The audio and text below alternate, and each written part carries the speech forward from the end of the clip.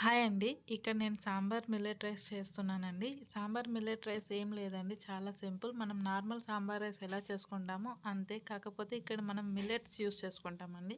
నేను ఇక్కడ తీసుకున్న మిల్లెట్స్ కొర్రలు, ఊదలు, జొన్న రవ్వ ఫస్ట్ కడిగి ఒక గంట నానబెట్టుకోండి. అలాగే కందిపప్పు కూడా ఒక గ్లాస్ కడిగి పక్కన నానబెట్టుకొని పసుపు, ఉప్పు వేసి 5 విజిల్స్ వచ్చేంత వరకు బాయిల్ చేసుకోండి. 5 విజిల్స్ వచ్చిన తర్వాత ప్రెషర్ అంతా పోయేంత వరకు పక్కన పెట్టుకొని ఒక బాండీ తీసుకొని ఫస్ట్ పోపు వేసుకోవాలా. జీలకర్ర, ఆవాలు, శనగపప్పు వేసుకొని కొంచెం ఆనియన్, కరివేపాకు వేసి కొంచెం వేయించండి. మీకు నచ్చిన వెజిటేబుల్స్ అండి, ఏదైతే మీకు తినగలరో, ఏది అయితే బాగుంటుందో అవన్నీ సాంబార్లోకి మనం ఏ వెజిటేబుల్స్ వేస్తామో అన్నీ వేసుకోవచ్చు. నేను ఇక్కడ మునక్కాయ, క్యారెట్, బఠానీ తీసుకున్నానండి. తర్వాత కొంచెం ఇవి మగ్గిన తర్వాత కొంచెం వాటర్ పోసి కొంచెం కారము, ఉప్పు అన్నీ అడ్జస్ట్ చేసుకోండి. వెజ్జెస్ అన్నీ సాఫ్ట్ అయిన తర్వాత మనం ఫస్ట్ బాయిల్ చేసుకున్న